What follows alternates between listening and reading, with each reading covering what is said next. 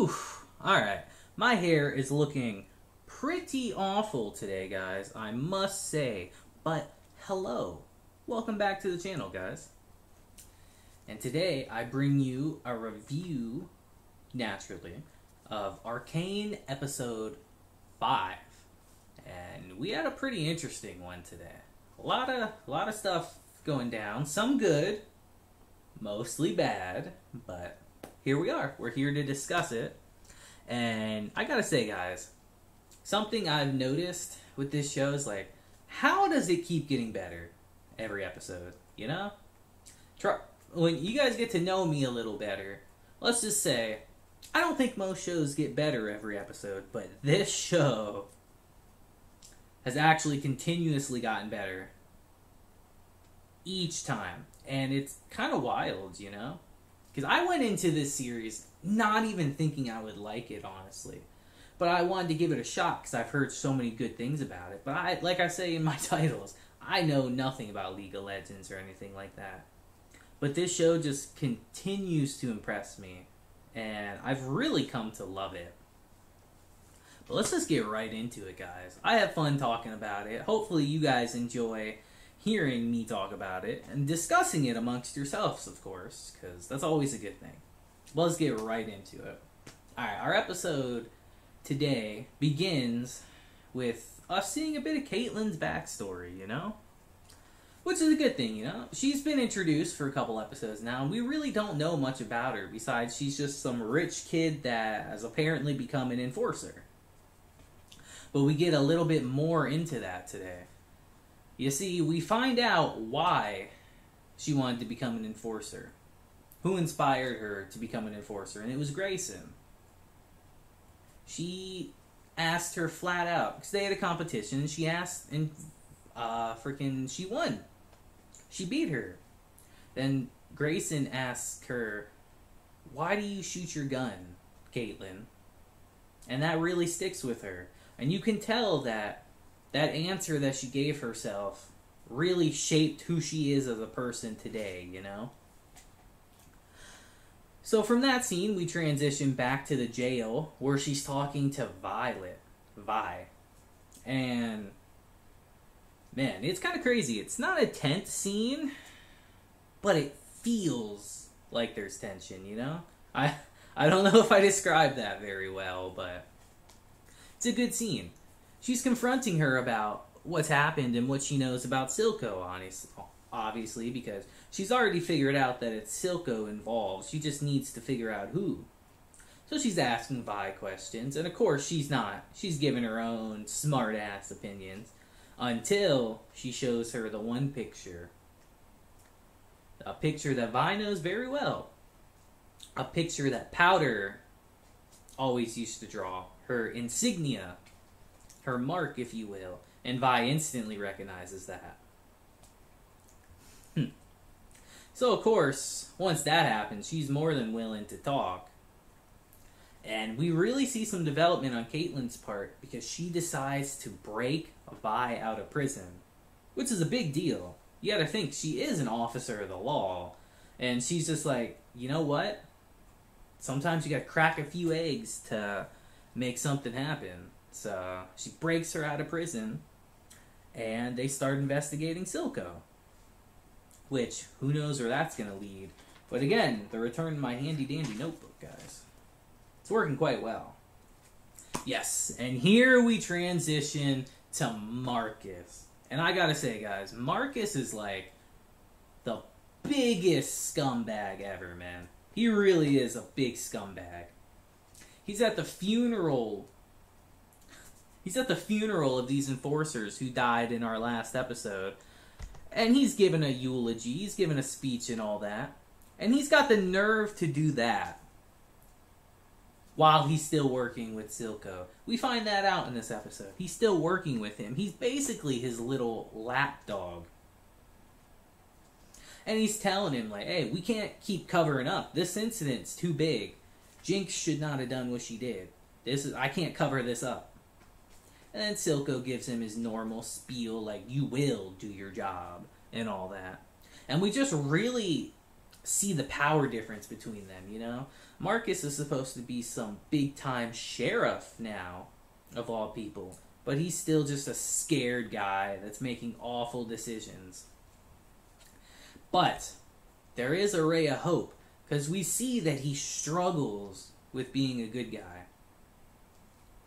We find that later in the episode, actually, that we see he's struggling between doing the right thing and being corrupt, being just a total scumbag, being under Silco's boot the rest of his life. He's struggling with that immensely. And I'm sure in later episodes we will see where he falls on that spectrum. I don't know. He could go either way, honestly. All these series always gotta redeem, like, the evil people, guys. And I just gotta say, like, can't people just be evil? You know, we don't need redemption for everyone. As I was watching the episode, I was like, oh, don't try to redeem Marcus. He doesn't need to be redeemed. Every villain doesn't need to be redeemed, but here we are. He's fighting his inner demons, and I assume we'll see soon which side he falls on. But yeah, there really wasn't too much to deal with him in this episode besides that. So let's just move right along, honestly. Yes, we move on to Jayce and Victor. Jayce is really starting to crack down on the corruption now that he's become a counselor. Not of his free will, of course, that he became a counselor, but good old Mel, always scheming things. But yeah, he's really cracking down on it, and who should we see in this scene, funny enough? Marcus, who Jayce is confronting, like, what is with all these illegal transactions, you know? All these little blips in our system. What's up with this? Marcus is trying to assure him, of course, but Jayce won't have any of it. He's like, make sure all this contraband is disposed of. Make sure we find it all. And Marcus is starting to sweat, like, oh man, oh, he's serious about this. He might find out about me, and he's freaking out. And it's a tense scene, you know? Because you gotta think, like, Jayce is really trying to uncover the entire, like, corruptness of the city. And the city is corrupt. I'd argue, like, Victor and Jayce are probably some of the only good people in the city. From what I've seen so far. Heimendinger is probably a good dude, too, but he's oblivious. He's lived so long that he's become blinded to everything. He can't see anything that's even directly under his nose. And Jayce and Victor are really some of the only good guys left. Which is a shame. But anyway, we'll move on from that. We'll go to the next part. Ah, yes. Mel. Let's talk about Mel for a little bit. Counselor Mel. She seems to have some schemes of her own, because she's constantly in the background trying to push Jayce into doing more and more ambitious things. In this episode alone, she convinces him to actually allow some of this illegal stuff under the guise of it being to push progress forward. And I gotta say, she's just manipulating Jayce like crazy, man. You can tell he wants to do the good thing, but he's surrounded by not good people. And she clearly has schemes of her own. Like, I think it's very apparent. She's got plans of her own, and she's just completely has him wrapped around her finger. To the point where he's making stupid decisions, thinking he's doing progress. And this is like a common thing in history, honestly, guys. Like, behind every great... They say this all the time, but behind every great man is a greater woman. And I think that's really true. Like, even throughout history, I think this has become very apparent. How kings would rule, but it would really be the queens behind the scenes that would be pulling the strings. And that seems very apparent here. She's just manipulating the hell out of Jayce. And he's just falling for it, hook, line, and sinker. She's using sex appeal and power and persuasion and just completely taking him over. Almost. I won't say completely. That's a little presumptuous of me. Let me not say completely. We don't know yet. but she's definitely leading him down the wrong road. And we do see that with him allowing this illegal trade. And we had an interesting episode, to say the least. We had a sex scene in this episode, which I was not expecting. And then during a very emotional scene, too, which is crazy. Because we find out in this episode that Victor's dying. My fears from the previous episode are true. Victor is dying. And it ain't looking good for him. He wants to help people now. He feels like their inventions can help people now. Which they really could. People are suffering out there. Just look at the Undercity. Just the bed of deceit and corruption it's become. It's just awful. It's really become bad, guys. And he really feels like he can help people now. So he's working on his own invention. One that kind of builds upon the hex gates that they made years ago. Because you see, the hex gates, they try to take a concept and work the gems around that. But they have it backwards, he thinks. He thinks that the hex gates can learn on their own, can adapt on their own, and be able to make changes, kind of like the mages before them. They were never tied down to one thing. They were able to adapt, be flexible, be ever-changing. And that's what he's working on. He's working on a crystal that can do just that. And he's having a rough time with it. It is not going like he thinks it is. And eventually, he ends up collapsing in the lab. Which is a very sad scene. But what we see out of it is the fact that when he collapses and falls over, he spits blood on the table. Which sucks, but that blood apparently causes a reaction in his research. And his research starts going crazy, and it even absorbs the blood. It looks like it's forming DNA inside of it, actually. Like his blood is merging with the research. And it's honestly fascinating. I really want to see where this goes. Like, is his research working now? Is his new crystal, like, is it going to manifest in the next episode? Is it going to create something? Is it finally working? You know, like, it's honestly really interesting. You know, they say that good things are born from tragedies. I really hope we don't lose Victor, because I like him, but I feel like this crystal of his could do wonders, as long as it doesn't get into the wrong hands. Which, unfortunately, might happen, because now we transition to Jinx. And she's tinkering with the crystals she stole from the previous episode, and she's trying to make it work. She's trying to figure something out. Figure out how to use them, how to draw power from them, maybe even power weapons, potentially. But she's figuring that out, and in the process of it, she starts having visions of the past again. And we really see in this scene that she is truly haunted by the past. By her past actions, her past mistakes. They are, like, truly weighing her down. She has, like, the definition of PTSD. And she starts freaking out. So she goes to Silco and asks him about this. And he don't know. He really doesn't know what to say. But he knows what to do. He ends up taking her to the... Oh, wait a minute. Before I get to that part.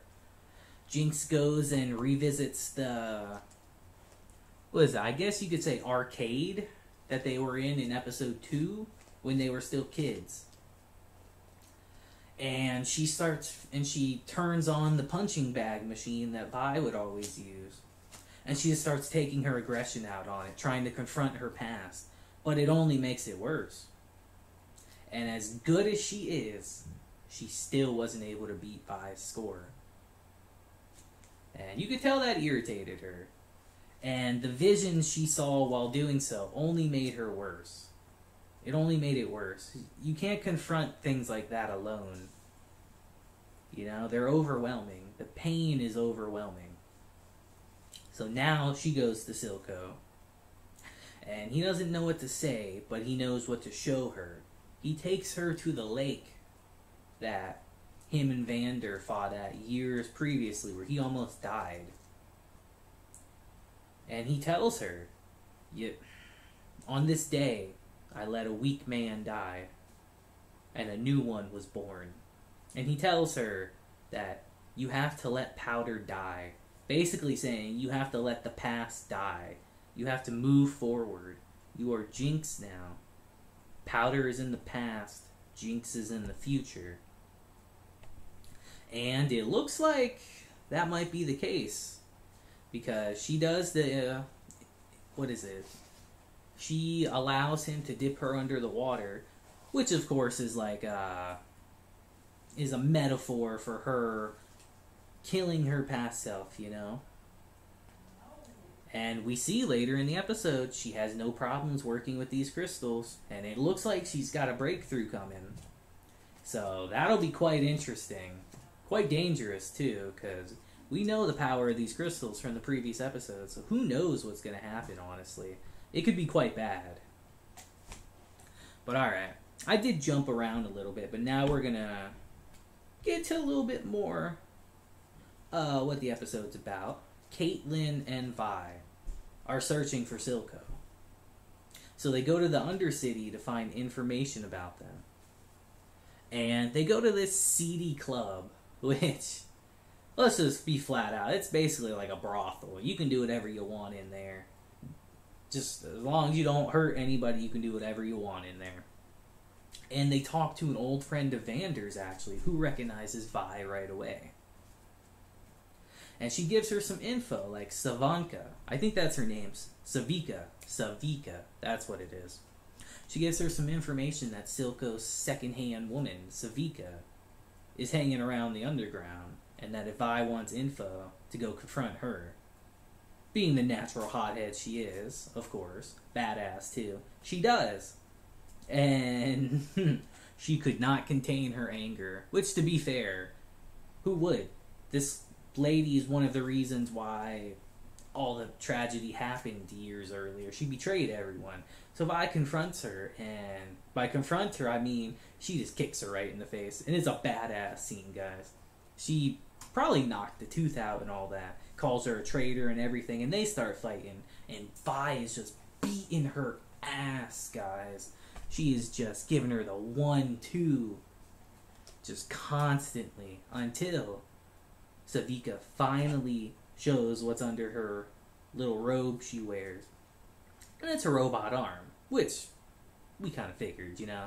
If there's so much crazy stuff in this series, of course she has a robot arm that injects the shimmer into her. Shimmer's basically like Venom from like Batman, guys. That's basically all it is from what I can tell and piece together. It's just Venom. It just keeps injecting her as she's fighting, and she gets the upper hand over Vi. And she's kind of beating her ass for a bit.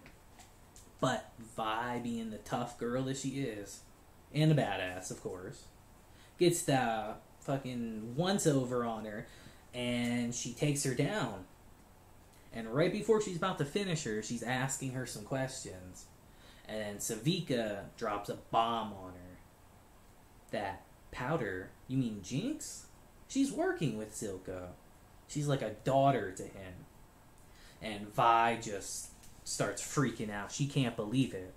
Because that's like worst case scenario to her. That's the last thing she wanted no matter what. So it hits her hard. But not as hard as Savika. Because in the next moment she stabs her in the gut. And it's brutal looking. You think, holy crap, is Vi gonna die right here? That'd be wild. And right before Savika kills her, who should come and save her? But Kaitlyn, of course. And she's pretty badass too. She's a great shot. I'd love to see who's a better shot between her and Jinx, honestly. I hope that does happen in a later episode. That'd be kind of sick. But yeah, she saves her, and the two, I don't want to say form a friendship, but they seem to form some trust between each other to an extent, you know? Which, hey, if you're going to work with someone, you kind of have to. But yeah, our episode ends with Savika heading back to Silco and telling him that Vi's alive. To his horror, this is like probably the most surprised we've seen him ever in the series so far. He's just like, wait, what? She's back from the dead? And our episode ends like that, kind of on a cliffhanger, which has me extremely curious for the next episode. There's a lot of things that happen in this episode, guys. We get some backstory on Kaitlyn. We see Jayce trying to clean up the corruption, but getting swept up in it at the same time. Hopefully he doesn't become a bad guy. He's one of the only, like, legit good guys in the series. Hopefully he doesn't become a bad guy. We see that Victor is dying for holding up 4 fingers, as you can see. Not the best way. Most people do this. I do that because I'm a weirdo. But, yeah, we see that... Stupid. We see that Victor is dying, but his creation, his new research, potentially is going to work now, which who knows the repercussions of that, what's going to occur from that. It's exciting. We see Jinx just constantly confronting her past and frankly failing at it. And we see Silco's plan really start to come to fruition because she finally figured out how to extract energy from this crystal.